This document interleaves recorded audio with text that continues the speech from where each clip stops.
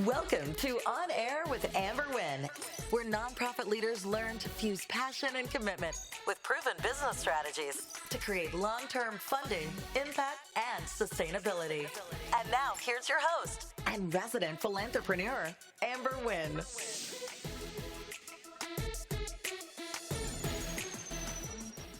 Hello, fam. It's Amber Wynn, your resident philanthrepreneur, and you're on air with Amber. And today I'm excited because we just wrapped up our whole series on the nonprofit success path, and now we're going to start moving into specific topics. And I'm excited to have in studio today Deborah Smith, known to all who know and love her as Sunny. Because she brings sunshine into any space that she walks into. So I'm told. And today's topic is called Minding the Gap, Coaching for Success. And I decided to start talking about coaching because, especially in this space, we have people who are well-intentioned, who love their communities and start nonprofits without any experience, without any knowledge. And sometimes you can help mind that gap between what you don't know and what you should know with a little help from your friends. And coaching for me personally has exponentially helped me to scale my business. And remember, a nonprofit is a business. It's just a business with a philanthropic purpose. And so I wanted to share just a little bit of my journey because even though I'm a for-profit, running a business is different than knowing nonprofit. I know nonprofit management like the back of my hand. I go to bed, wake up in the morning thinking about nonprofits, and it's what I do. But running a business is totally different than what I know and what I do. And a lot of the times that's the same situation for nonprofit funders. You may know how to teach etiquette. You may know how to teach people how to be engineers or whatever, but running a nonprofit, running a business is a whole lot different. So for me, it was extremely important that I got some help because I was struggling, and I'm type A and I'm an overachiever, and I wasn't getting to the place where I wanted to get. I was frustrated and I started to question myself, and I started looking for someone who can help me, someone who's been through the process, someone who has the talent, the knowledge, and the skills to say, Amber, you're going in the wrong direction, or Amber, have you thought about this? Or Amber, try this. Now, there's a difference between a coach and a consultant. The type of coach that I had was actually a consultant. She was a person who had been down the path that I've been through. But having worked with Sunny, I can tell you that there are a lot of benefits of being with the coach, especially in the nonprofit sector, because, and she'll explain this a little bit later, you have the opportunity to grow, right? And as a nonprofit leader, that's important. Grow in confidence, grow in skills, but really just grow. So when we come back, because you know how we do, we have a sponsor. When we come back, we're going to jump into, the fastest way to scale and minding the gap. So we'll be right back. Do you have a tool that organizes your company's paperwork and takes care of all your record keeping? Does your current record-keeping system send you 90-day alerts to remind you that your key documents are about to expire and need to be renewed? Can you find contracts and procurement opportunities in seconds from any of the 50 United States so you can grow your business? Is your business organized so that you can tell which key documents are needed to efficiently run the business? How about woman-owned, small business, or disadvantaged business enterprise certifications? Do you have a checklist of all the key documents you need to become certified? Does your current system allow you to conduct market research from multiple sources and provide you industry and market data in seconds? Well, Small Biz Pro does all of that and more. Small Biz Pro is the #1 business management, compliance, procurement assistance, and market research assistance tool on the market today. Download the app now and you will be amazed. It's like having 3 additional employees working for you, but you don't have to pay them. What are you waiting for? Welcome back. You're on air with Amber, your resident philanthrepreneur. In today's episode, we are talking about minding the gap, coaching for success. And we have in studio with us today, Sunny Smith, coach extraordinaire. I'm so excited to have her with us here. And for those of you just joining, we're talking about really understanding how to scale your business, because a nonprofit is a business. Starting a business is different than clocking a 9 to 5. And when you clock a 9 to 5, the infrastructure is already there for you. But when you start a business, when you start your organization, there's so many things that you need to consider, so many things that you need to do. There's so many things that you don't know.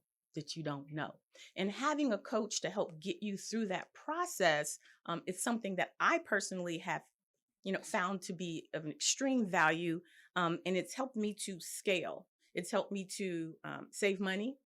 And I'm going to tell you, a coach is not cheap. But when I look at all of the things that I was doing, starting, stopping,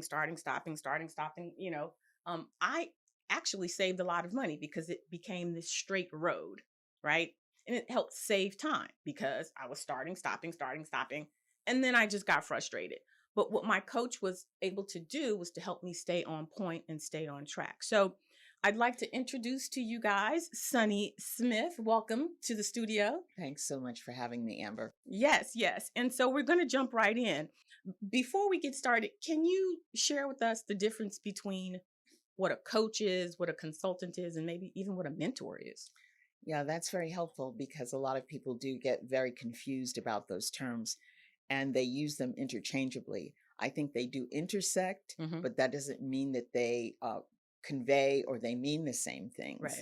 Right. I love your analogy or your metaphor about minding the gap, because coaching, first of all, in very simple terms, means helping someone get from point A to point B. Like you think of the old-fashioned coach, with the horses and the stagecoach. Right. Yeah. Well, that coach may run into roadblocks, gaps, rivers. How are you going to stay on course and get to your final destination? Well, that's what a coach is for. That person supports you side by side. You co-create, co-discover, and helps you get from point A to point B in very simple terms. Okay. Now, a mentor partly comes from the concept of apprenticeship. When you have a mentor, it is someone who specifically has been through what you've gone through and can tell you, at least in terms of their area. Let's say you're starting and I hate the word nonprofit. I call it a for-purpose business. Right. As you said, it's a business, but it's not that you can't make a profit. But let's say someone has a housing nonprofit that provides homes or spaces to live, and for people who are, it's not called homeless anymore, unhoused right. or housing deficient or whatever. That person could be a mentor to you because they've been in the system, they've done it, they have seen the ins and outs, they know the context, they can help you with networking, etc. Now, a coach can do that too, but that's not the primary purpose of a coach. Nor is it the primary purpose of that coach to tell you what to do. A coach brings out in you and empowers you to get to point B without telling you, you must do this. This is the way you've got to go, and making decisions for you. Because what happens when that coach is gone? If the consultant is gone, you become dependent on someone telling you what to do. In this way, you're growing and you're learning and you're expanding and developing all the time. And that focuses on what I do most of the time, which is leadership and executive coaching. People who are leaders in positions, and sometimes they don't even know they're leaders, and they are. So it's gaining those skills, knowing how to apply them, finding within yourself the strength, the confidence, and the focus to actually move yourself forward. It builds you in a capacity way that I don't think consulting does all the time. Now, that's interesting because I am a consultant, and you're absolutely right. I come in, I assess the situation, and I provide results. For example, if you're a nonprofit leader, I look at where your gaps are. if you don't have a clear, concise mission, if you don't have an annual budget, I come in and I say, this is what you need to do. Give me these 3 things so that I can help you create this package. And now you have it. But that's all you get, right? Yeah, but we've worked together. Of course. And I've done consulting too, Amber. So in your example that you just gave, a person may have really had a problem with numbers and have a fear or a hesitancy in dealing with budgets. And that's not something they're comfortable really talking about.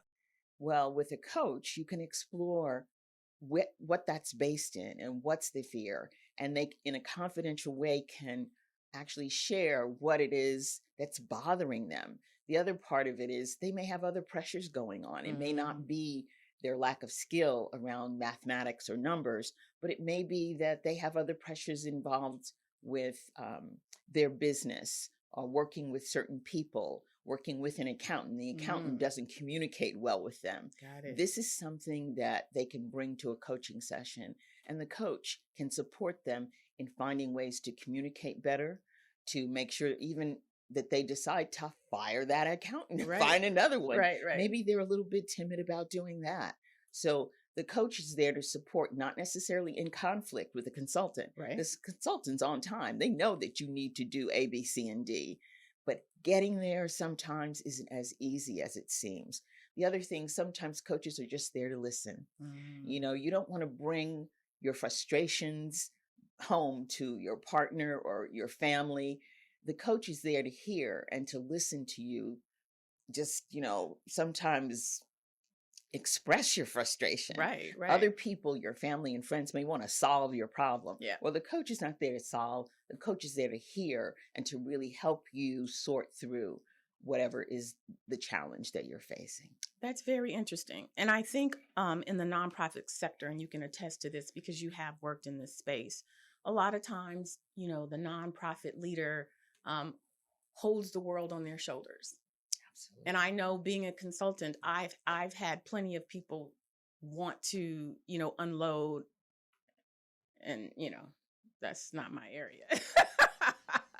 But I get it. It's because you're doing everything, especially in the early stages when you may not have a board who can, co-create and partner with you, and just to have someone there to probably, help direct you and, like you said, give you that confidence. As I stated earlier, you may be excellent in, teaching someone etiquette or teaching some, tutoring or whatever, but not necessarily have that confidence in running a business. Now, I will tell you, I didn't know what I didn't know, and running a business is a beast.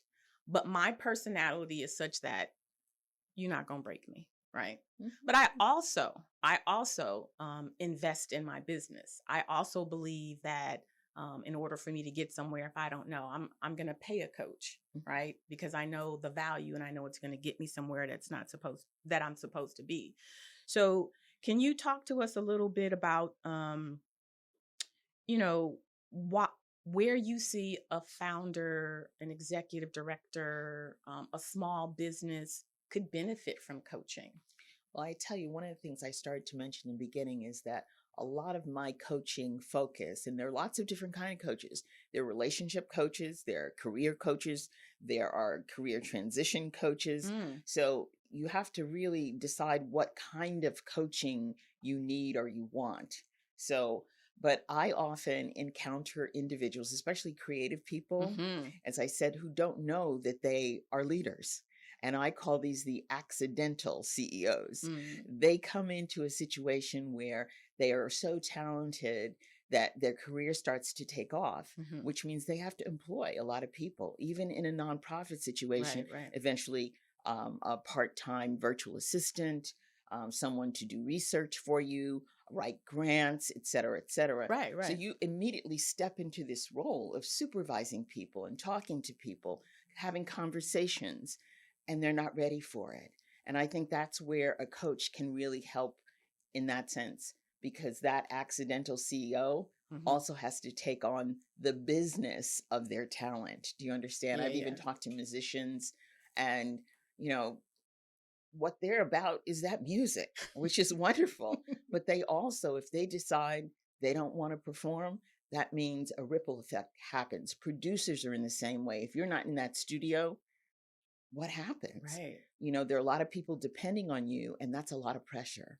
So having a coach to talk to sort things out, to say, I really don't want to go on stage. I mean, today is not it. Right. I can't handle it, and work through that, help that person set up boundaries. Also, as I said before, managers, attorneys, all that kind of thing. Sometimes they're not giving you what you want. Mm-hmm. A consultant may not. How do you fire that person? Right. How do you let them go without the acrimony? And it's a really difficult thing when you get in that position to have to cut off somebody else's income. Right. I mean, it's just literally Right. that. Or your family suddenly wants to get part of your career and you want to set up a nonprofit to help them stay out of your main business, which Right. is your talent and your, whether you're a dancer or a musician or an actor. So I work with people around those issues too. Well, I have a background in the law, Right. and also in counseling. Right. So a lot of that helps me understand the different roles that people take in someone's career and supporting them and what they should and should not be doing. Right. Right. So for those of you just joining us, we're talking with Sunny Smith about minding the gap in coaching. And we're going to pause now for another sponsor break. But when we come back, we are going to finish our conversation about coaching. You're a school, a foundation, a healthcare provider, or an environmental group, a museum, a church, a shelter, or a community service. You're starting a nonprofit on a startup budget, and you need to get this right the first time. No mistakes, no misunderstandings, and no costly do-overs.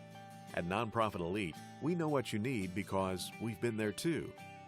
Accurate information, mistake-free filings, and peace-of-mind assurance that your 501c3 application will be successful. This is what we do, and we are very good at it, all backed by our industry-leading guarantee and 100% IRS approval rate. But forming your nonprofit and obtaining tax-exempt status is just the beginning. Once you're up and running, Nonprofit Elite will consolidate the bulk of your operations into one place, including your accounting, compliance, website, fundraising, and more. We do the work of several full-time staff for just a fraction of the cost, so that you can remain focused on advancing your mission. Contact Nonprofit Elite for expert preparation of your formation documents and 501c3 application, and for a full range of accounting, fundraising, and administrative solutions.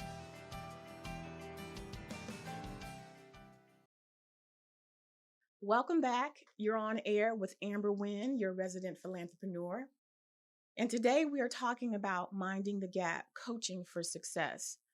In studio with me is Sunny Smith, and we are, just really excited to be able to share resources for nonprofit leaders, small business leaders, anybody who is in a leadership position and you may feel stuck, or you may feel hesitant, or you may feel unsure, and how a coach can help get you from point A to point B, helping you mind that gap, that space where you're not quite sure how to do what it is that you aren't sure what you need to do. This is the point in our session when you, our listener, gets to ask a question. And the question for today is, how do I find a coach? So we're going to ask the expert, Sunny, how would our listeners in the nonprofit sector or, small business or whatever, how would you go about finding a coach? Okay, one of the things I want to mention is that coaching is a fairly new concept. I mean, you know about coaches who coach sports, football, Right. Soccer or whatever. Sometimes people know about voice coaches, for instance, and Mhm. actors use coaches. Mhm. This is a little bit of a different kind of coach. This coaching profession, I didn't know much about it myself 20 years ago and had to discover. But there, as I said, a lot of different kind of coaches. Life coaches. I've heard of life coaches a lot. Regardless of what kind of coach you're looking for, I think you need to start by making sure that they have had some official coach training. Anybody could hang their shingle out and say, I'm a coach. Right. But just like, you can't say I'm a doctor or I'm a lawyer without, and the profession is moving towards that kind of accreditation. So you can find coaches who have gone through specific coach training. And one of the big organizations in the United States is called the ICF, Okay. the International Coach Federation. They have a website. You can go on there and look up coaches in your area. And the ones that have been certified, they have 3 levels: an ACC, professional coach is a PCC, and then a master coach. So you'll see MCC. So if you're getting a coach, at least you know that they've gone through some basic fundamental training and been accredited. Okay. There are other, organizations internationally too. One is in Europe, and that's the EMCC. But I would really recommend that that's where you start. Okay. Or even if you know of a coach, ask them where they receive their training and are they certified as a coach. So that's a really initial protection, I think, that you need. The other thing is, see if you can find a coach, call them up. If they can't work with you, ask them to recommend someone else. So again, you and I know that there are people who specialize in nonprofit or for-purpose organizations and coaches that focus on that. We both taught in a graduate program in nonprofit management. Yes. So we have a really good background in it. So, really ask those questions, look at their resume, go to their website, etc., and really check it out. Get some references. Ask them to give you a couple of people that they've coached. Some coaching sessions last at least a minimum of 3 months. Some can last for years. They're long term. I have a client I've been coaching for 4 years. Oh, wow. But it's not a dependent situation. During that 4 years, she's had 3 different jobs and she's had 4 different promotions. So I've coached with her through those transitions and transformations. Got it. All right. So I think it's important for me just to point out that, again, coaching's not cheap. It's not cheap, but as a nonprofit leader, as a business owner, it is important that you invest in your business. It's important that you invest in yourself as a leader, because when you have the tools and the skills, when you have the infrastructure, that means that your business is going to be successful. I believe in investing in me because I'm worth it, and my goal is to make my life easier. So if there's someone out there who can help make my life easier, who can help me to streamline processes, who can help me to get out of my way. Sometimes being type A isn't all good. We are people who get things done, but I have a tendency to kind of steamroll people. That's not always good. And so having a coach or having someone there to say, okay, Amber, if you really want consensus, if you really want to, those things are helpful. So I think it's important just for you as a nonprofit leader to determine where it is you want to take your organization. But it's also important to understand that, it's not going to come easy.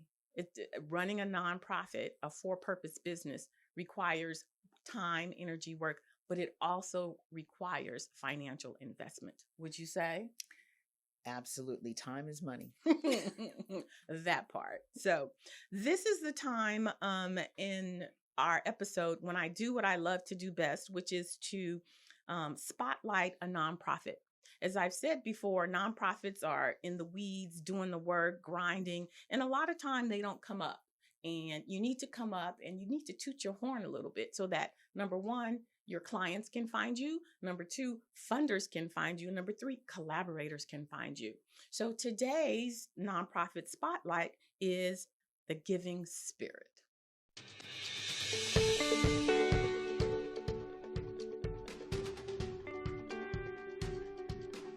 We have a motto. We give someone everything that will take for them to survive where they stand. There's a tremendous amount of people and families and children and moms with babies out there that have no place to go. And so survival to us meant more than just food and a blanket. It meant to give someone hope that they could then take the next step.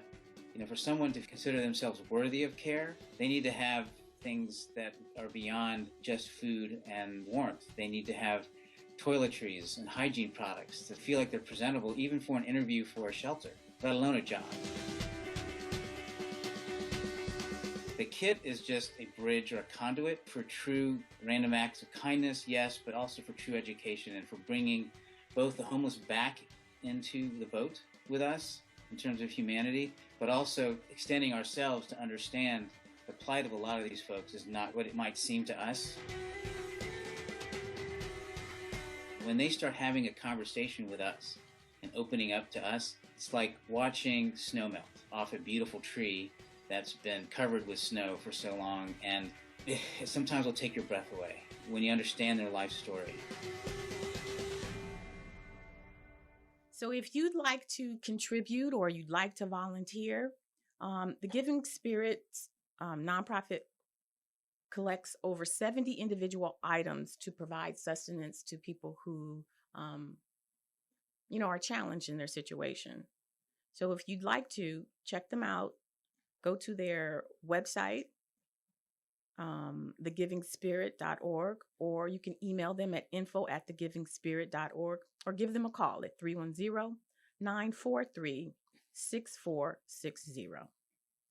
So today's episode has been about minding the gap, coaching for success.